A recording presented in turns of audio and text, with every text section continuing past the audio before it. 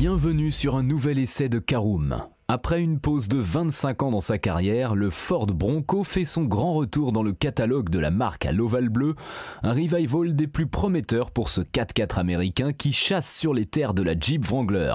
On fait le point dans ce nouvel essai auto.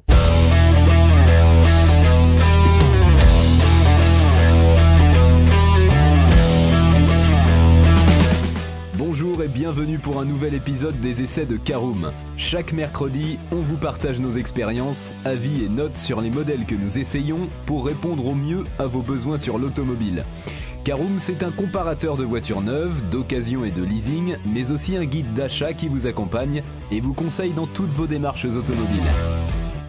Bonjour à tous et ravi de vous retrouver cette semaine pour un nouvel essai consacré au Ford Bronco. Un sommaire en 5 parties, l'extérieur et le design en première partie, le poste de conduite et l'habitabilité en deuxième partie. Nous verrons en troisième partie ce que vaut le Ford Bronco sur la route.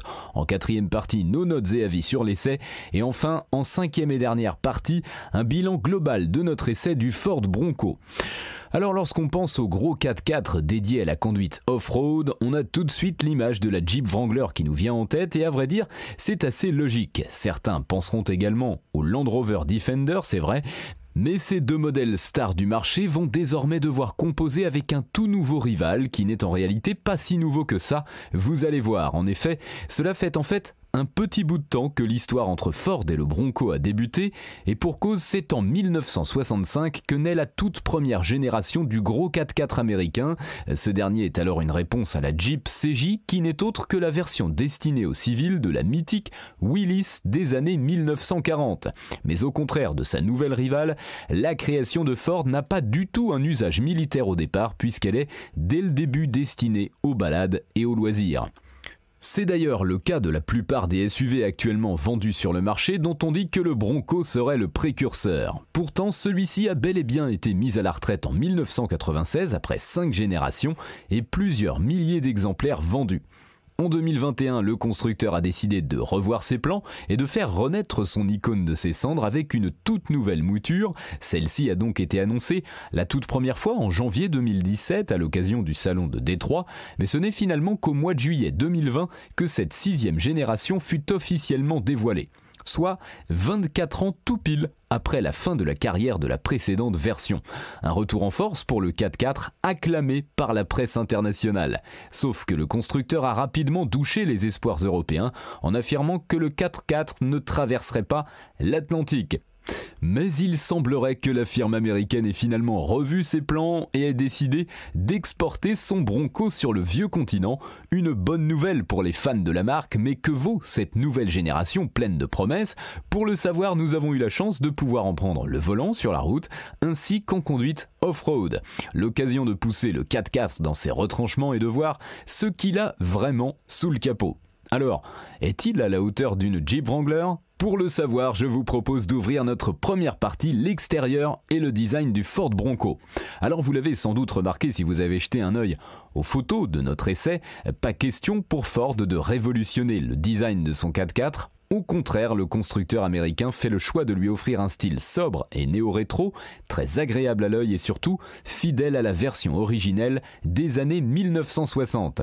Pari réussi donc pour la marque qui a fait le choix de se passer de lignes torturées et d'éléments trop tendance. Ici, pas de place pour le superflu et ce n'est pas plus mal ainsi. Notre modèle d'essai prend des airs de gros jouets et adopte un style un peu vintage pour lequel il est très facile de craquer. Pour nous, c'est à vrai dire déjà fait. Cette stratégie permet également à ce nouvel arrivant de subir le passage du temps au cours des prochaines années, alors qu'il pourra étendre sa carrière au maximum sans devoir s'offrir une nouvelle génération. Un moyen astucieux de rentabiliser le 4x4 qui se part d'une face avant assez joviale et réussie, avec ses petits feux ronds qui nous font penser à la Jeep Wrangler. Ces derniers sont alors intégrés dans une large bande en plastique noir qui englobe également la calandre et donne une impression de robustesse au véhicule. Celle-ci peut encore être accrue grâce au pare-buffle également proposé en accessoire. Vu de profil, le SUV américain affiche une silhouette de gros baroudeur avec ses protections latérales ainsi que sa garde au sol surélevée. Comme pour sa rivale de chez Jeep, le Bronco se décline en 2 carrosseries différentes avec des longueurs de 4,41 et 4,84 mètres et 3 ou 5 portes selon les besoins. A noter que le toit rigide est également amovible, mais il faudra s'armer d'un peu d'huile de coude, sinon il est possible d'opter pour une simple bâche. Au total, pas moins de 8 choix de couleurs sont proposés au catalogue. Alors après avoir étudié en détail le design extérieur de ce Ford Bronco, passons à l'intérieur, installons-nous à bord afin de passer en revue le poste de conduite. Et le moins que l'on puisse dire, c'est que celui-ci est assez surprenant. Si le design du 4x4 se veut assez classique sans pour autant manquer de modernité, l'intérieur se veut bien plus dans l'air du temps.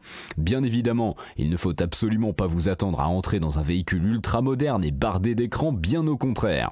Cependant, le conducteur peut profiter d'une belle dalle numérique de 12 pouces bien intégrée dans la planche de bord. Celle-ci est évidemment équipée du système Sync 4 de dernière génération ainsi que de la navigation GPS, tout en étant toujours compatible avec Apple CarPlay et Android Auto bien évidemment.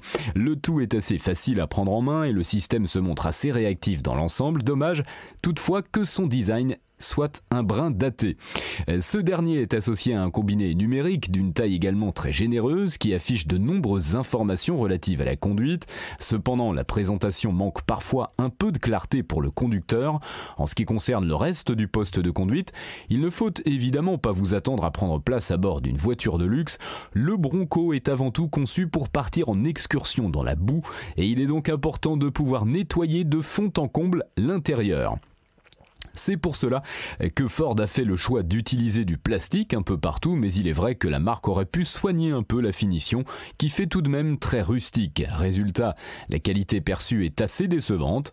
En revanche, on apprécie la belle habitabilité du véhicule avec son empattement de 2,95 m qui offre un espace plus correct aux jambes et à la tête des passagers installés à l'arrière.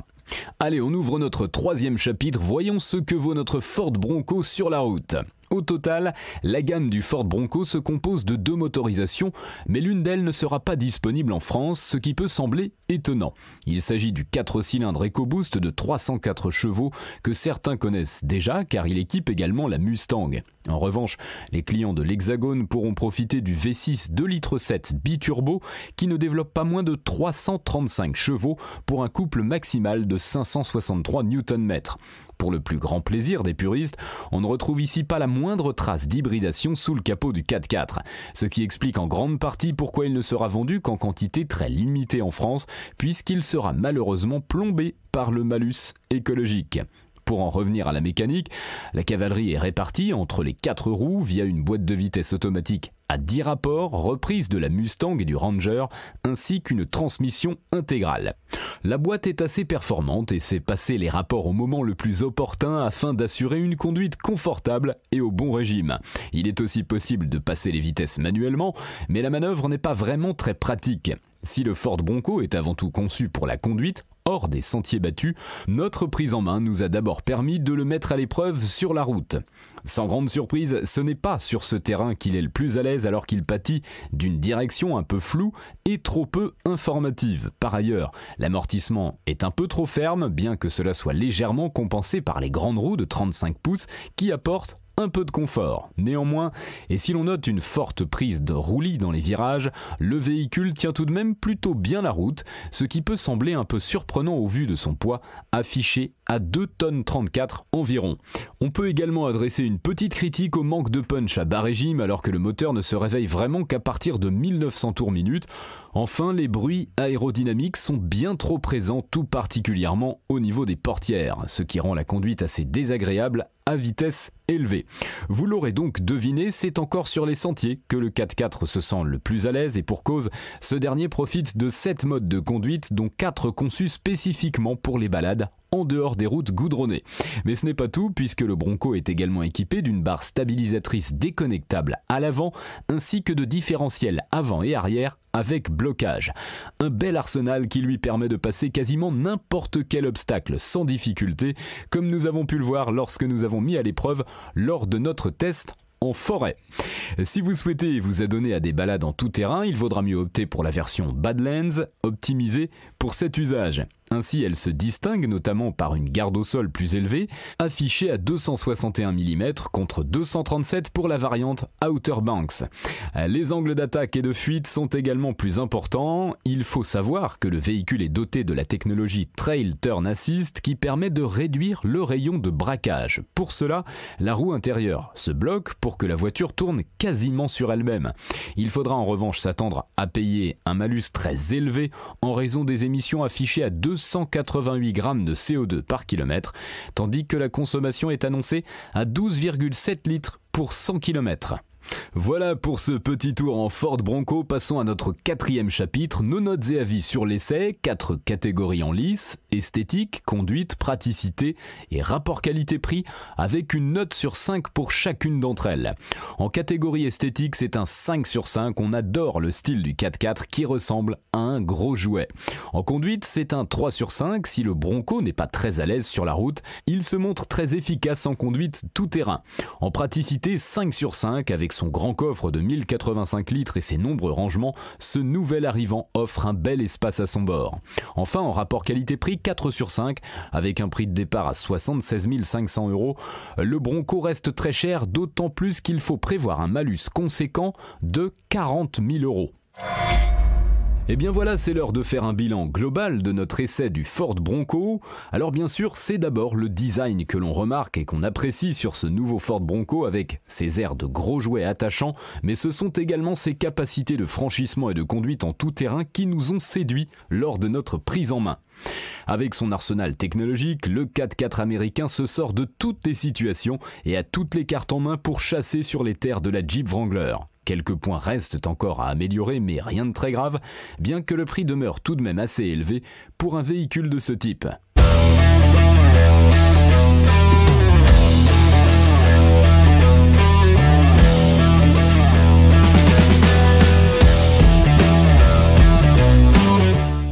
Et bien voilà, on en a fini pour cet essai. Si vous souhaitez avoir davantage d'informations, n'hésitez pas à aller lire l'article en entier. On a mis le lien dans la description plus quelques bonus. Vous pouvez également le retrouver en tapant Caroom essai Ford Bronco sur Google.